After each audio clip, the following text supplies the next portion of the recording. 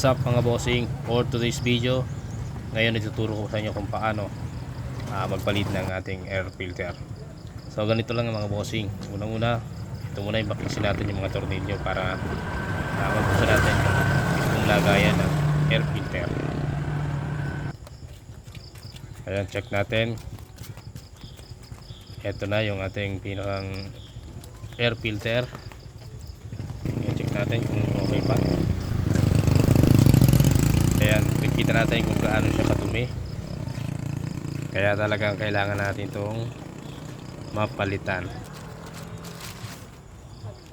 At ito na yung ating ipapalit. Kitang kita nyo yung pagkakaiba, yung bago at saka di yung gamit na.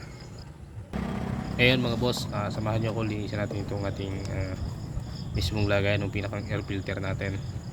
So, bago natin ikabit syempre yung bagong air filter, kailangan natin malinis itong ating area na lalagyan ng air filter. At syempre ito rin takip o pinakang cover ng ating air filter.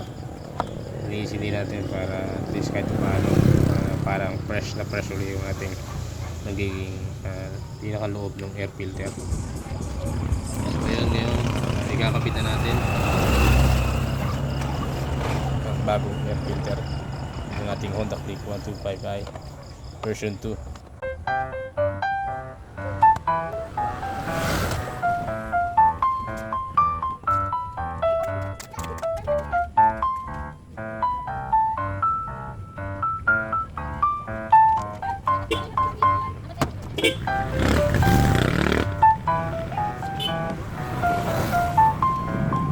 Coba dipegang.